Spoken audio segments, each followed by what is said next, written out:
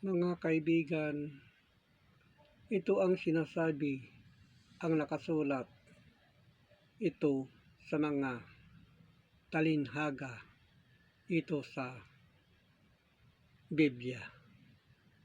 Ang sinabi niya po Kristo sa unang Timoteo 4:13, hanggang ako'y pumariyan ay magsikap ka sa pagbabasa, sa pangangaral, sa pagtuturo. Yan ang sinabi ni Kristo noong nandito pa sa mundo at inyaral na mga tao na ito'y para ang Espiritu ay mayroon siyang pagkakilala ng Diyos. Ito ang kailangan hanggat nabubuhay tayo ay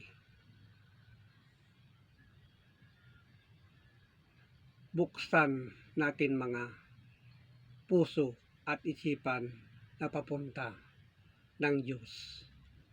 Kaya ito mga kaibigan, kailangan natin tuklasan at kalkalin mga ganitong paraan.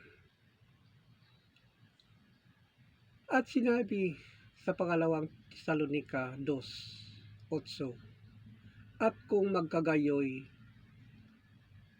maihayag ang tampalasan na papatayin ng Panginoong Hesukristo ng hininga ng kaniyang bibig. Yan ang sinabi niya. At sa pamamagitan ay lilipuin. Kaya pag-isipan natin mga kaibigan, itong tama na sinasabi niya na pag-aralan natin.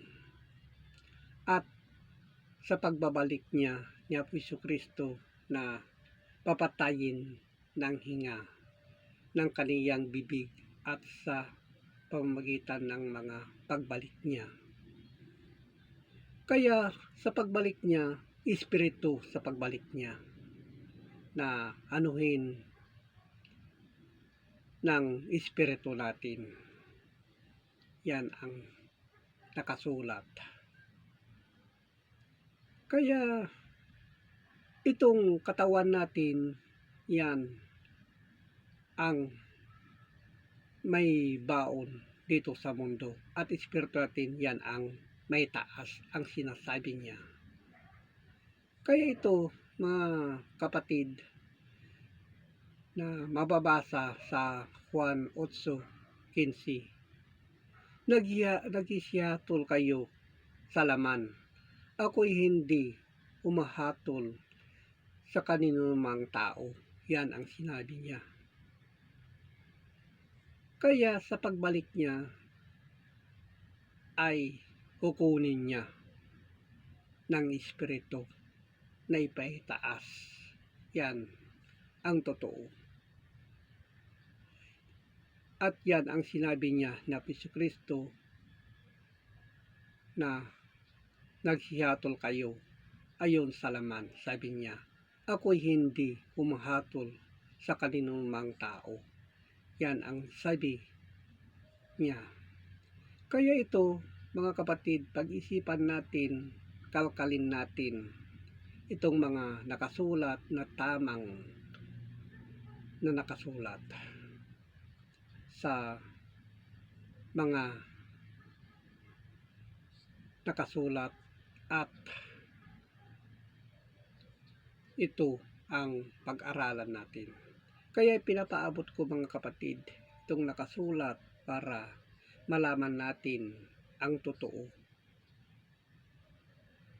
Kaya pinapaabot ko sa Facebook at saka YouTube itong mga nakasulat.